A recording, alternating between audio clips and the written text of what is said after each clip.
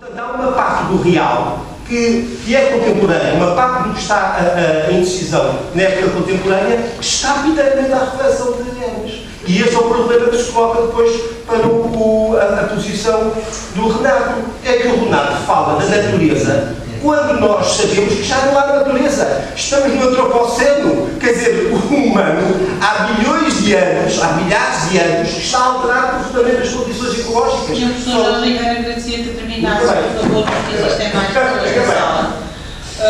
Passava a palavra ao Sr. Professor Michel Renaud. Muito obrigado. Para formular a sua questão. E depois o Sr. Professor Doutora Rosalda Sofia, qual é o registro em que do superpredicativo, qual é o registro da existência em que se coloca o acesso do superpredicativo? E gostaria de fazer uma breve, mesmo se não puder responder ao nosso amigo Onésimo, em que sentido acha que uma ética teórica pode melhorar uma ética vivencial? Muito obrigada, Sr. Professor. Sr. Professor Fernando da Luz. Muito obrigado. Eu já estou um bocado baralhado. Realmente está mais alto. O da roda dá-nos uma certa confusão e já não sei dizer quem é que diz o quê. De qualquer maneira, eu gostei do que eu vi, mas ao mesmo tempo fiquei um bocado confuso, porque realmente faz uma história que os meus já são a casa a contar, que era a professora que pediu ao menino Joãozinho, quando eu conhecia, pediu ao menino Joãozinho para conjugar o verbo andar. E eles conjugavam, eu ando, tu ando, e a professora dizia, mais depressa. Então os pequenos diziam, nós corremos. Todos correram, todos andaram muito depressa e a gente não acompanhou toda a dimensão, toda a profundidade das comunicações e que foram de facto séries de sugestões que nós apanhámos, mas que não conseguimos apanhar. Então, são coisas que me esquecem, mas que é recuperar quando eu tenho. Eu queria fazer o Onésimo e queria, primeiro, eu queria sublinhar um aspecto. A evocação que ele fez por duas vezes no José Henrique Silveira do Brito. Isso para mim foi muito grato, porque realmente é um amigo do Flores, é um homem da segunda, um homem da terceira. Não esteve aqui na nossa, não é porque eu estava a fazer, mas acabou por não vir. E eu fiquei muito sensibilizado pelo motivo, falámos duas vezes dele. E o José Henrique é de facto um amigo, e é um grande amigo do Flores, e é um homem que tive pena de não ter estado aqui, porque fez falta.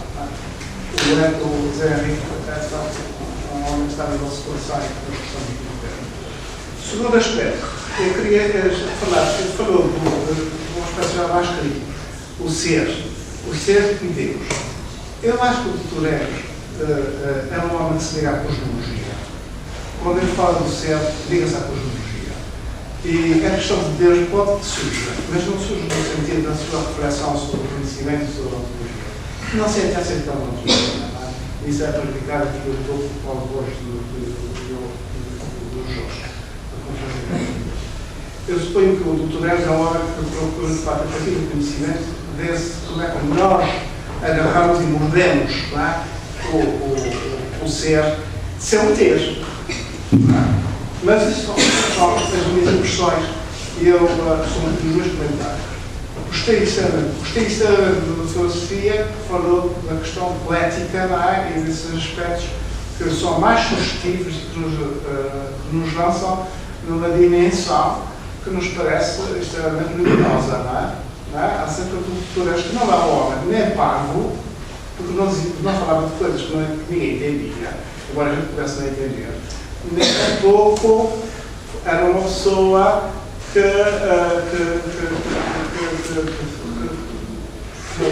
queria dizer, mas é isso, quer dizer, o Dr. Eros sabia o que eu queria dizer e não é verdade por questões meramente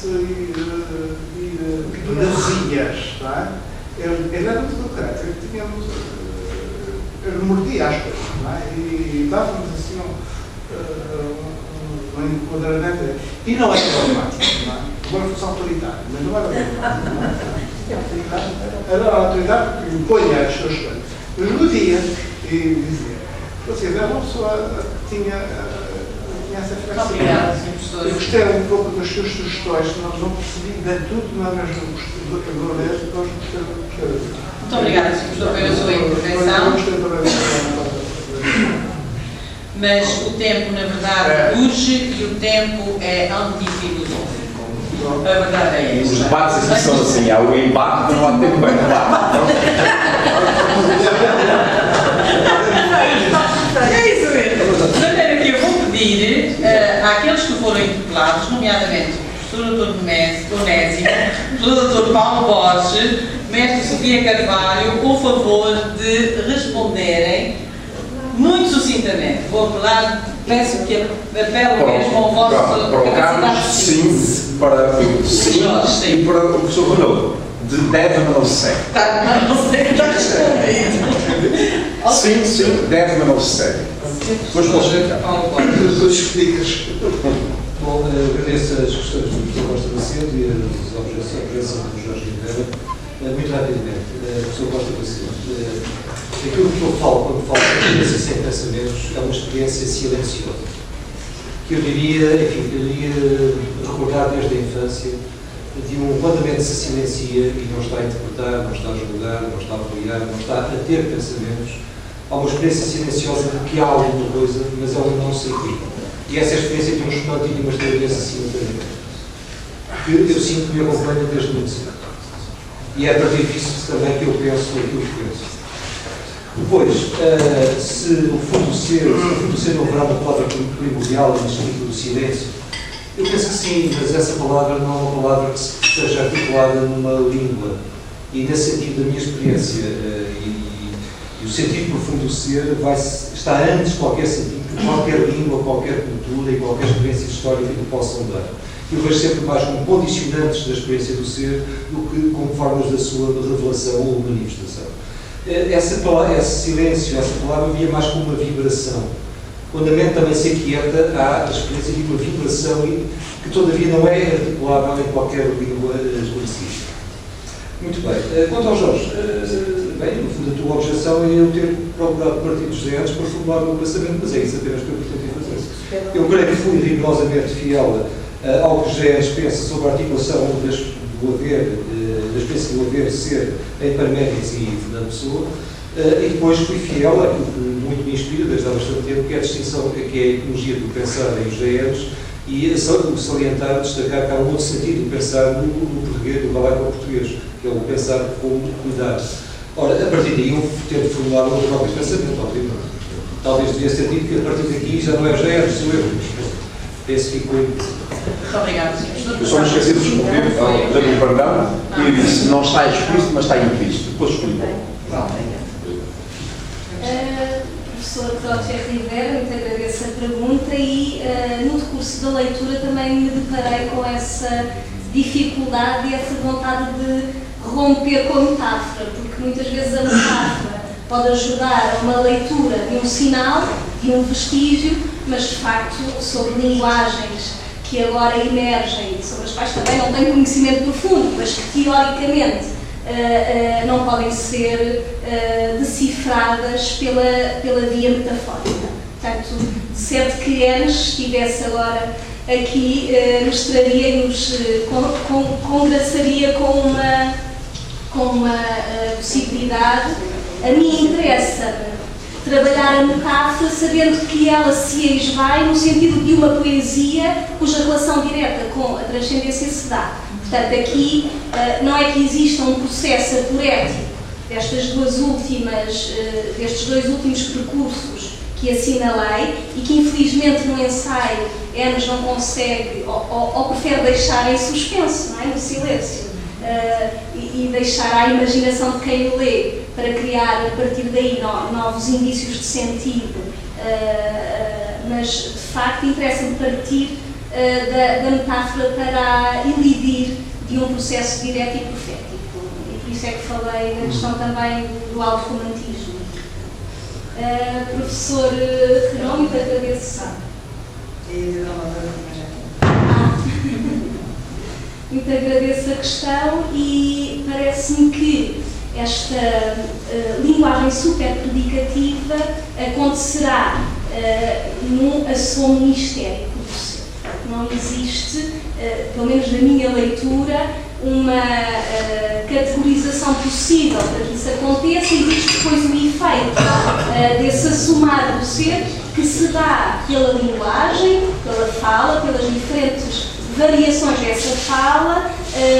Parece-me aqui também, e eu iniciei isso num ponto do texto, mas se calhar muito breve, que a questão do silêncio também era importante falar. No fundo, esse momento antepredicativo é que permite, a partir das coisas, que procede das próprias coisas, é que permite esse superlativizar do real através do ser. É o nível místico?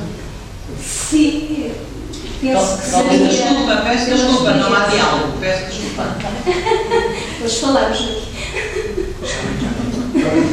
E queria agradecer as palavras simpáticas, mas imersivas. Simpáticas no sentido de simpáticas, não é? Ao professor... Exatamente. Muito obrigada. Muito obrigada, Sra. Doutora. Neste momento vamos dar por encerrado este 10º painel, que tive a honra de moderar, mas não poderia encerrar estes nossos trabalhos sem agradecer ao Instituto Luz Operacionais de Fotografia, à Universidade dos Açores, na pessoa dos presidentes da comissão organizadora, bem como uma palavra muito especial, e tem que ser, peço desculpa, tem mesmo que ser, à professora doutora Fernanda Enes, e não posso deixar de encerrar exatamente com aquilo que me vai na alma e no coração e que tenho que dizer. Eu acho que Fernanda Enes e José Enes formavam aquilo que no